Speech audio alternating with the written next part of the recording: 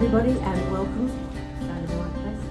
I'm Leslie Gurt from the Australian Services Union, and I'd like to welcome you to the forum today on the Trans-Pacific Partnership and the Australian and US elections, organised by the Australian Fair Trade and Investment Network, AFTINET. Firstly, I'd like to acknowledge that we're here on the land of the Gadigal people of the Great Eora Nation and pay respects to their elders past and present, always was, always will be Aboriginal land. I'd like to thank MLC Peter Primrose, who is here with us today. Thank you for coming, and also thank you very much to your office, and in particular Amanda McCormack, for helping us to get the venue here today. I'd also like to thank Phil Jones from the Catholic Social Justice Network at Broken Bay for arranging a video of the speakers, which we will be putting on our website, aftinet.org.au. Our first speaker is well known to all of you, Dr. Patricia Ranald, Convener of AFTINET and Research Associate at the University of Sydney.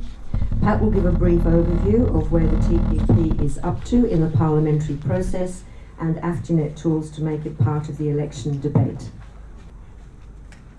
Okay, so I think most of us are familiar with the general shape of the TPP, a legally binding agreement for 12 Pacific Rim countries, and it's been going on mostly secretly since 2010. The whole process has been criticised by a Senate inquiry last year, which was aptly called blind agreement. So most of us know what the defects of this process is. And the text was actually released in November with a formal signing in February. Now, we're into the process now where each country, each of the 12, have to pass implementing legislation before it comes into force. And this could take up to 2 years, and they have to have at least 6 countries, and those 6 countries have to include the US and Japan. Now in Australia, we have in process, until the election was called, or about to be called, an Australian parliamentary inquiry by the Joint Standing Committee on Treaties, or JSCOT, one of those acronyms, which began in February, but it has now been suspended for the elections, and I'll explain the rest of that process in a minute. That's just a map which shows you how all those countries around the Pacific Rim, and that was a US map, so you can see how it reflects the US role in the negotiations. So there's been a developing campaign against the TPP since 2010, but it's really become much more obvious in the last couple of years. And at the beginning of 2016, this year, 59 organisations representing over 2 million people demanded an independent assessment of the TPP, and over 300,000 people have signed petitions. And the kind of issues that they're concerned about, I think, again, most of these are familiar to most of you. One of the biggest ones is that the TPP does give foreign investors, global corporations, the right to bypass national courts and sue governments for billions of dollars over changes to domestic law. And we've had the example of the Philip Morris tobacco case, which luckily our government won on a technicality that they weren't a Hong Kong company. But only tobacco regulation has been exempted in the TPP. The government claims they've got other safeguards, but these are very weak and very ineffective. So we still have the prospect of unfair international tribunals with no independent judiciary, no appeals and no precedents being presiding over whether Australia should pass certain laws or not, or whether those laws, whether those giant global companies should be compensated for such laws in the future, if future governments make changes they don't like. Another very controversial issue has been that it does contain stronger monopoly and possible future higher prices for costly biologic medicines. And John Edwards will go into this in a lot more detail, but although the law hasn't changed, there are processes in the TPP which mean this will happen in the future. More temporary overseas workers in the TPP from 6 TPP countries, and we know how vulnerable they are to exploitation, and they will be brought in without testing whether local workers are available. And although there are chapters on labour and environment, there's no effective enforcement of those, and the actual standards are pretty weak. The TPP also locks in restrictive government procurement rules. That means that the government can't choose to use its purchasing power to support local industry. We're having that current debate about the steel industry, and Jim Stanford will mention that in his talk. So the parliamentary inquiry, which was going on up until the present, has received over 11,000 submissions and messages, which is a very big record. Most of those submissions are actually opposed to the TPP.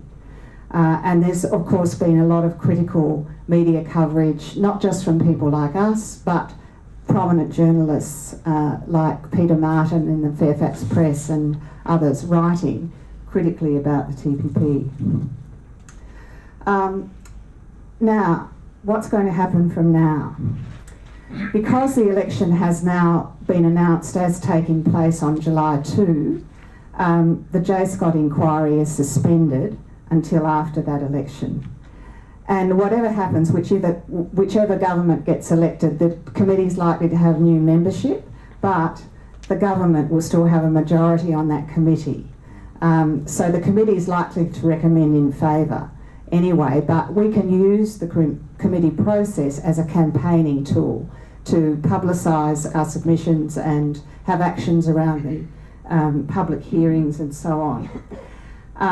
So there will be public hearings, and then there'll be a report before they introduce the implementing legislation to Parliament, and we'll use all that for campaigning, as I said. If the coalition wins, we think they'll try and push the whole thing through the Parliament as soon as possible. So we could be looking at legislation in August or September. If the ALP wins, we've got more chance of delay because they actually have a very critical policy on the TPP, but the trick will be to get them to actually vote it down. The Greens and most of the current independents, including the ones who are likely to get re-elected, that is Xenophon Lambie in Tasmania, Nick Xenophon in South Australia, Senator Lambie in Tasmania, and Lazarus in Queensland, are all very anti-TPP. Because we've been talking to them all along. So really the target is to maximise pressure on the ALP to initially delay and then hopefully oppose the implementing legislation. Just to mention what's happening with other governments, as I said, they need 6 governments plus the US and Japan. The US, although it's really the leader of the whole thing, is the least likely government to pass the implementing legislation, and we'll hear from Laurie in a moment. But in terms of the others, the Malaysian Parliament has endorsed it in principle, but there's quite a lot of legislation and they haven't passed it yet, and their government is going through a lot of scandals. Japan and New Zealand are trying to push through against strong opposition, and I just heard from a message from Japan this morning that the government has actually put off consideration of the TPP legislation because they're about to have a Senate election, and the government is frightened, although they think they could push it through the Parliament, that will lead to losses for them in the Senate election. So that's a measure of how unpopular it is in Japan, even though the ruling party is supporting it. Canada, Jim will be able to answer questions about this, but there was a new government which actually came into office right at the end of the negotiations, just before they were completed, and they are having an extensive community consultation process. The ones most likely to just push it through because they either don't have parliaments or don't have effective oppositions are Vietnam, Brunei, Singapore. And with Chile, Peru and Mexico, there's still ongoing debate. So in the US, and Laurie will go into a lot more detail about this, but basically all of the main presidential candidates are critical. Trump and Sanders just say it's no good. Clinton says she would renegotiate key parts. That's rules of origin, currency rules, and maybe workers' rights. Now that's Clinton and Sanders, you could see, are coming from a more progressive position, but in the Congress there's now a group of Republicans who say that the TPP doesn't give enough to the big corporations. They want more. So the pharmaceutical companies want more monopolies on biologics. Tobacco's not happy with the tobacco carve-out, and finance is not happy because although there's free flow of data through the TPP across borders, there are some exceptions for privacy and financial data, and they want those removed. And there's also currency issues. Now, I won't go into them, people can ask questions about it, but basically they're not normally in trade agreements at all. There's a sort of side letter which mentions them, but they're meant to stop governments basically making their products cheaper by manipulating the value of their currency. And there's a big push in the US to make the TPP have something enforceable about currency, which it doesn't have at the moment. So these Conservative Republicans have been saying they want the US government to actually push for all these nasty things at the APEC meeting in mid-May. Now, if they do that, it could unravel the deal. The US government is very reluctant to do it for that reason, but there's a lot of pressure, and they're certainly saying they won't support the legislation, if they don't get those changes. So that brings us to the Australian election campaign. Now, if you look at polling, what people care about in terms of election issues, the TPP isn't at the top of the list, but we can link it to other issues. So the whole debate about corporate power, tax evasion, the Panama Papers, why would we give global corporations more powers to sue governments when governments can't even regulate them properly at the moment? We can link those issues. The same with health and medicines, expenditures on things like education and so on. We're organising public forums. This is the first one today in Sydney. There's more coming up in Melbourne, Perth and Adelaide over the next few weeks to try and get the issues out there and get people talking about them. We're sending messages through our website to parliamentarians. We've updated the message on our website so it now refers directly to the elections, asking them to take a stand on the TPP. So you can go to our website, put in your name and address. It will send a message to your local lower house member and all the senators, opposition senators in your state. We'll also be publishing an assessment of all party trade policies and making clear which parties have better policies on trade and which have worse. And as I said, the ALP actually has quite a good policy, but the trick for them with them is to get them to take a decision not to support the TPP. The Greens, Xenophon and others, as I mentioned, have very good policies. The Liberals have much poorer policies. So we're also asking people to take other local actions, to go to candidates' meetings, raise the TPP, to write a letter to local papers, to engage with Talkback Radio, and to link those issues to other issues that are being discussed in the election. And we will have resources on our website to help you do that. So we'll have talking points or points you can put in a letter in your own words. We've written to both the government and opposition asking that the government does not finalise other trade deals during the election period. This is actually a convention. They shouldn't be finalising trade agreements before the election period. It doesn't apply to the TPP, but you should know that they are still nearly finalising the India FTA, PACER Plus, which is with the Pacific Islands, and the WTO procurement agreement, which is about government purchasing and could affect the steel industry, as we mentioned before. So there's going to be campaigning around those issues by AFTINET and by AFTINET's member organisations, because we're a network of over 60 community organisations. You can see the variety of them here: unions, church groups, other community organisations, and environment groups and so on. And we actually have a positive vision. We're not against trade. We advocate for fair trade based on human rights, labour rights and environmental sustainability. And we do coordinate with other campaigns in other countries, especially around the TPP, but other agreements. You can send a message, as I said, through our website, and that address is also on the green leaflet there. And you can also take other actions or join or donate through our website, and there's the information there. So I'll leave it there, and we might move on to the video from Laurie Wallach, if that's okay. We'll now open up for questions. A little bit about the environmental consideration, particularly with Australia. A lot of people in the environment movement want to get away from fossil fuels and get off our coal dependency and move into renewable energies because of the frightening scenario that we have to stop our carbon emissions.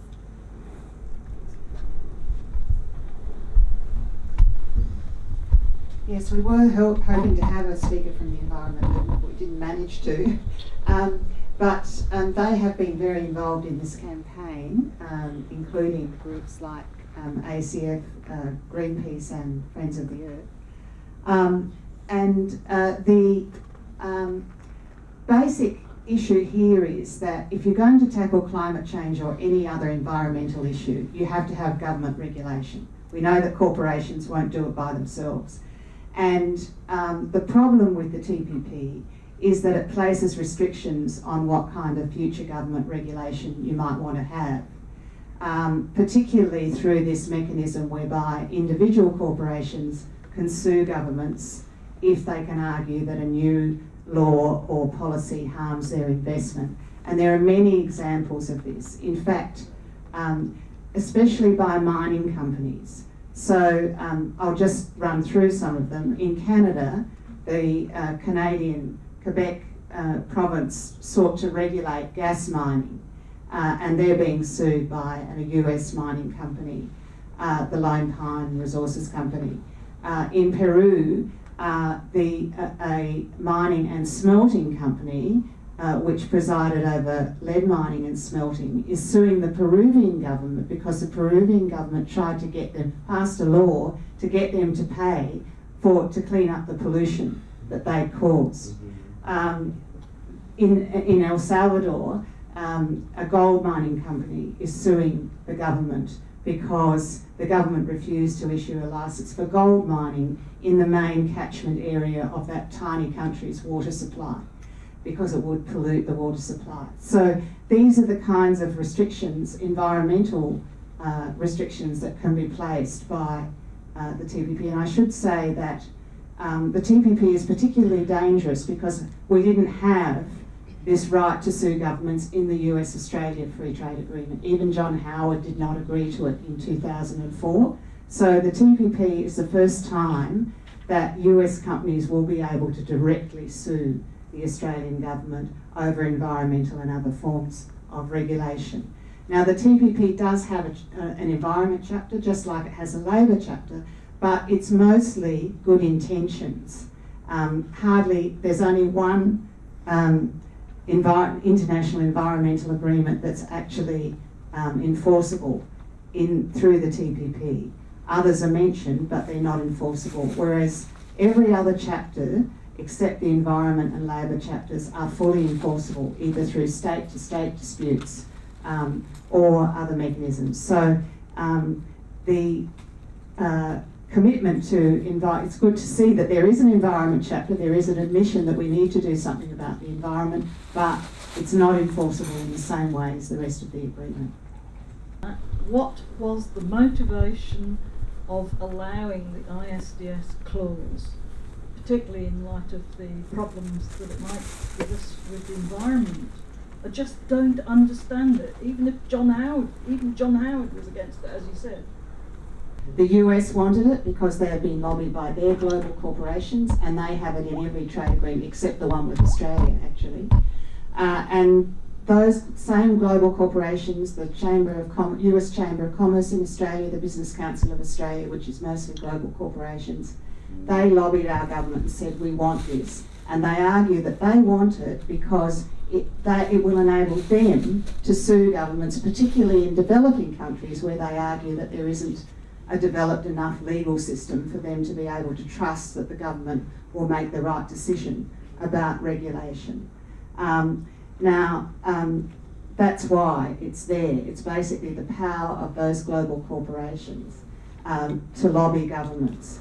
I should say, and I'm saying this to illustrate that it's possible for governments to resist these pressures. There are a number of governments who don't accept ISDS or who are reviewing it at the moment. And the previous Labor government in Australia, because it was lobbied by groups like AFTINET, had a policy against ISDS. So they didn't agree to it in trade agreements when they were in office. And in fact, they were accused of holding up trade agreements like the Japan FTA and the Korea FTA by not agreeing to it. But it is possible to get governments to say no, and that's one of the levers we have in this electoral debate. We should be saying to the ALP, your policy is against ISDS, it's there in black and white, we want you to reject the TPP. While the Labor Party was in office, they did reject some of these things in trade agreements, so we want them to live up to that. Without Labor, we are not going to have the numbers to defeat the TPP.